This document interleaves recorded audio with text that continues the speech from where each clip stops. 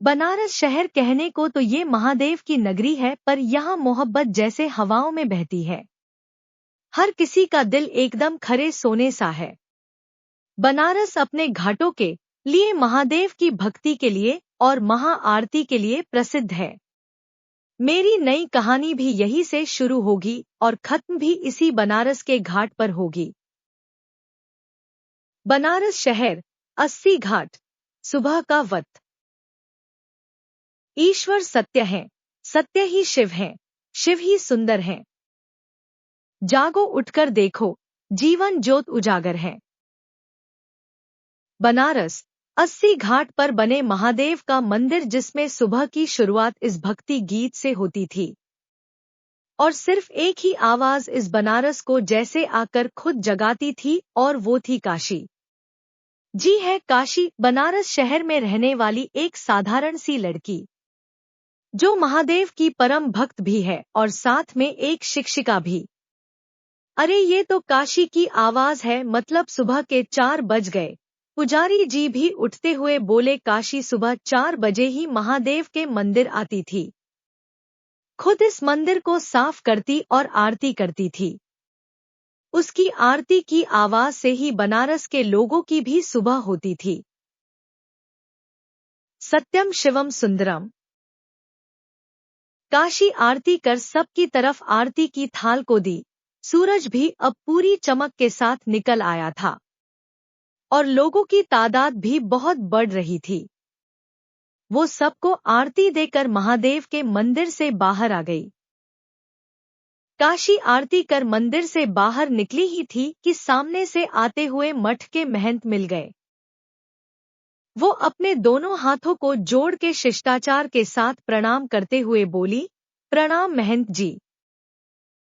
महंत जी ने उसे आशीर्वाद देते हुए पूछा, अरे काशी बिटिया, प्रणाम, कैसी हो बिटिया? काशी ने मुस्कुरा के सर झुकाकर बोला, जी अच्छे हम महंत जी। आरती हो गई का बिटिया? जी हो गई, हम बस घर जा रहे थे, स्कूल के लिए देर हो रही है।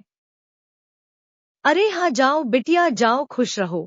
महंत जी आशीर्वाद देके आगे बढ़ गए। काशी भी घाट से होते हुए बनारस की गलियों में चली आई। बनारस की गालियां तक जरूर होती है, पर चहल पहल भी बहुत होती है। यहाँ आपको सन्नाटा कभी मिल ही नहीं सकता। कभी कभी तो रात भी यहाँ की भोलेनाथ के नामों से गुंजायमान रहती है। काशी एक दुकान पर रुकी। दुकान का नाम था शर्मा मिष्ठान भंडार। उसने दुकान पर बैठे एक मोटे से बूढ़े से आदमी से कहा, काका प्रणाम, कचौरी और जलेबी बांध दीजिए जल्दी से। अरे काशी बिटिया आ गई तुम? अरे तुम्हारी कचौरी और जलेबियां हम बांध के रखे हैं बस अभी, और तुम देखो आ भी गई। ये थे दुकान के मालिक शर्मा जी। ये बोल शर्मा काका ने कचौरी और जलेबी की थैली उसे पकड़ा दिया। उसने काका को पैसे देते हुए पूछा, शुक्रिया काका, चलते हैं। और जय आ रहा है न, स्कूल कहीं छुट्टी तो नहीं किया? तभी शर्मा काका के पीछे से जय, जो कि 8 साल का था, उसने कहा, नहीं दीदी हम तो कब के तैयार हो गए। काशी ने उसे देख मुकुराया और थैली लेकर घर पर आ गई। काशी घर आकर आंगन में जूतियां उतार कर सामने बने तुलसी को हाथ जोड़कर वहां मंदिर से लाया हुआ फूल रख जैसे ही वो घर के अंदर गई तो उसके बाबा आनंद त्रिपाठी जी बैठे हुए। उसके बाबा ने बिना उसकी तरफ देखे कहा, आ गई आप काशी? काशी कचौरी और जलेबी की थैली मेज पर रखते हुई बोली, आपको कैसे पता चल जाता है कि ये हम हैं? उन्होंने ने अखबार मोड़ के सामने रखे टेबल पर रखते हुए कहा, आपकी पायल की आवाज से, जो हम आपको बचपन से पहनाते आए हैं उसकी आवाज से। काशी ने मेज पर नाश्ता लगाया और अपने बाबा को भी नाश्ते के लिए बुला लिया।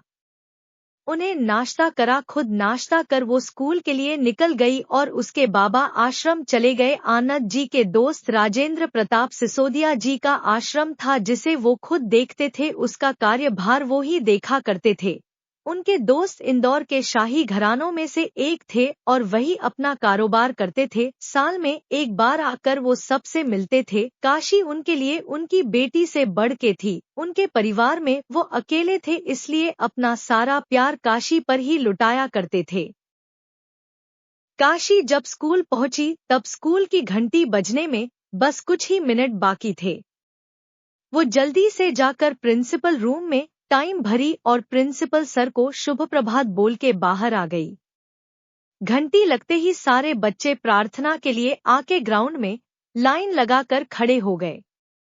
स्कूल के सारे टीचर्स आकर अपनी अपनी क्लास के लाइन के सामने खड़े हो गए। प्रार्थना शुरू हुई तो सारे बच्चे एक साथ मिलके प्रार्थना करने लगे। स्कूल की असेंबली खत्म होने के बाद सारे बच्चे अपनी अपनी क्लासों में वापस चले गए। काशी स्टाफ रूम में आकर वहां से अपना सामान निकालने लगी, तभी पीछे से आके शालिनी उसे गुड मॉर्निंग विश किया।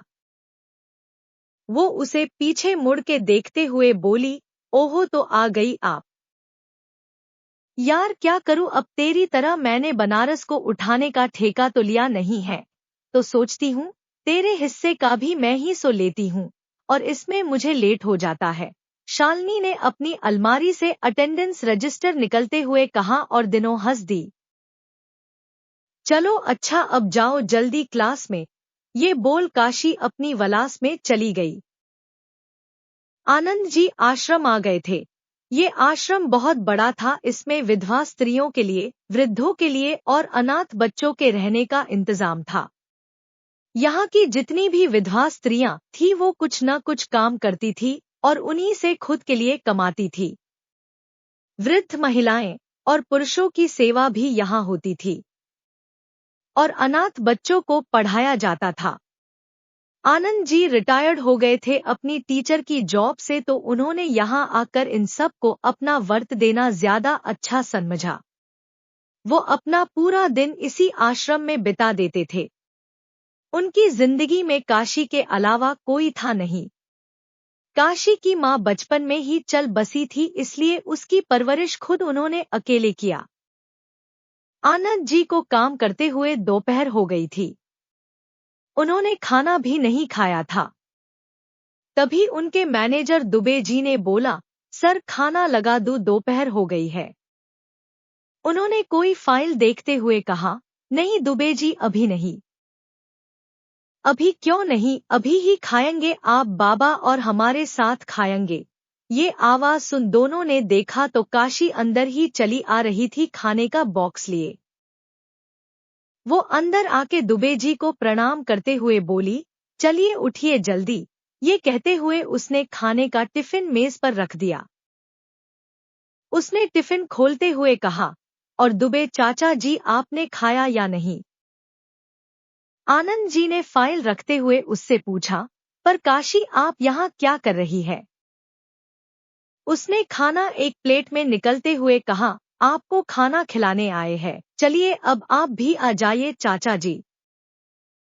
अरे नहीं बिटिया हम लेकर आए हैं, आप खाओ हम भी चलते हैं। ये बोल दुबे जी वहां से चले गए। काशी भी अपने बाबा के साथ खाना खाने लगी। दोनों ने साथ में खाना खाया और फिर काशी आश्रम के बच्चों को पढ़ाने चली गई। वो अपना वर्त इन बच्चों को पढ़ाने में, वहां की विधवा स्त्रियों को मिट्टी की मूर्तियां बनाना सिखाने में और रात को जाने से पहले सारे वृद्धों को कहानी सुनने में देती थी। काशी की जिंदगी में बस इतना ही था।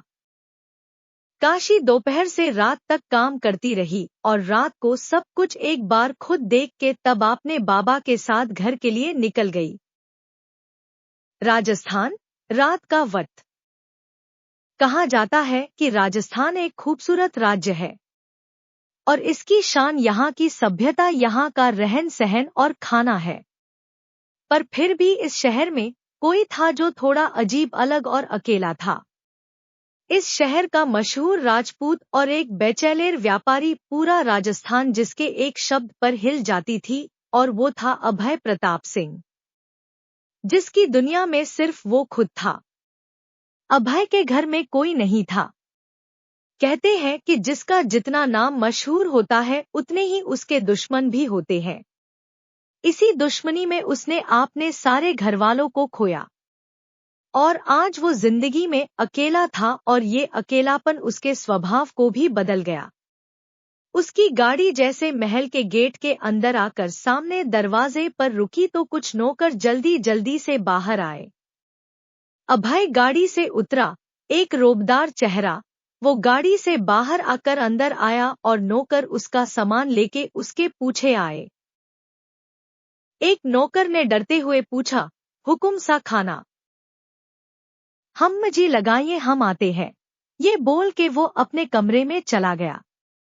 कमरे में पहुंचकर उसने अपना कोट निकाल कर रखा ही था कि तभी मोबाइल बजा। उसने फोन उठाया और सख्त आवाज में पूछा, काम हुआ या नहीं। दूसरी तरफ से डरती हुई आवाज में कोई बोला, नहीं साहब, उस लड़की ने मना कर दिया है उस जमीन को देने के लिए। 1-2 टके की लड़की की इतनी जरूरत कि वो अभय प्रताप सिंह को मन करे, हम आ रहे हैं कल वहां, हम भी तो देखे कौन पैदा हो गया इस धरती पर ऐसा जो हमें ना करना जानता है। ये बोल उसने फोन काट गुस्से में बिस्तर पर फेंक दिया। बनारस शहर, रात का वक्त। काशी दूध गर्म करके अपने बाबा के कमरे में आई तो देखा आनंद जी बैठ के रामायण पढ़ रहे थे। उसने दूध का गिलास उन्हें देते हुए और रामायण लेके माथे लगा बंद करके रखते हुए कहा, बाबा चलिए अब दूध पी लीजिए और सो जाइए और रखिए रामायण अब। आनंद जी भी गिलास लेके बिस्तर पर बैठ गए। काशी कपड़ों को तय करते हुए बोली, बाबा आज फिर वो लोग आए थे जमीन के लिए, मैंने मना कर दिया। उन्होंने चिंता जताते हुए कहा, काशी बेटा अगर वो लोग चाहते हैं वो जमीन तो देके छुट्टी करो ना, क्यों ऐसे लोगों से लफड़ा लेना, आपकी जान हमारे लिए बहुत कीमती है बेटा। कुछ नहीं होगा हमें, और वो जमीन हम किसी को नहीं देना चाहते हैं और न देंगे, वो माँ ने हमें दिया था। वो इतना कह के आपने बाबा को सुला के वहां से चली गई। वो छत पर आ खड़ी हो गई। हल्की हल्की ठंड थी। वो चांद को देखते हुए बोली, कोई ऐसा भी हो सकता है क्या महादेव जी एक जमीन के लिए इतना पागल, जब न बोल दिया तो क्यों फिर बार बार वो जब भी गुस्सा होती तो ऐसे महादेव जी को शिकायत करती थी। दूसरी तरफ अभय अपने कमरे में बनी बड़ी सी बालकोने में खड़ा होके आसमां की तरफ देख के बोला, मुझे ना सुनना पसंद नहीं है और तुम एक मामूली सी लड़की जिसने मुझे सिर्फ ना नहीं बोला, मुझे मजाक समझ लिया। अब मैं तुम्हें बताऊंगा मैं कौन हूँ, वेट एंड वॉच। अभय ने गुरूर में बोला। प्रीति तिवारी। प्रीति, बनारस, सुबह का वक्त। काशी मंदिर से घर आकर जब मेज पर नाश्ता लगाने लगी तो उसके बाबा उससे बोले, काशी आज आपके चाचा जी और हमारे दोस्त आ रहे हैं। आनंद जी कुर्सी पर बैठते हुए कहते हैं, चाचा जी आ रहे हैं, फिर तो आज हम स्कूल से आधे दिन की छुट्टी लेके चले आएंगे और उनके लिए खाना भी बनाना होगा। वो आनंद जी को नाश्ता देते हुए बोलती जा रही थी। आनंद जी ने लगभग बड़बड़ाते हुए कहा, फिर से शुरू हो गया इसका, अब पूरे दिन ये उसके मन पसंद की चीजें बनाएगी, पर जब हम बोलते हैं तो हफ्ते में एक बार बस। उन्हें ऐसे बड़बड़ाते हुए देख वो बोली, आपने क्या बोले जा रहे खुद से ही। कुछ नहीं। हाँ तो नाश्ता करिए। ये बोल वो चेयर खींच नाश्ता करने बैठ गई। दोनों ने नाश्ता किया और फिर साथ में घर से निकल गए। काशी स्कूल आई और प्रिंसिपल सर से बोल के आधे दिन की छुट्टी ले ली और शालिनी को भी छुट्टी लेने को बोल दिया। आनंद जी आपने आश्रम आए और वहां की साफ सफाई करवा लगाने। वैसे आश्रम कभी गंदा नहीं रहता था पर भी यहाँ तीनों वक्त साफ सफाई होती थी। आनंद जी ने सामानों को ठीक से रखवाते दुबे जी से कहा, दुबे जी बच्चों की परीक्षा होने वाली है, सारी तैयारियां कर ली है ना आपने। जी बस पेपर आने बाकी है सर जी, बाकी सब हो चुका है। वार्षिकोत्सव की क्या तैयारियां चल रही है, बच्चों को सिखाया जा रहा है न।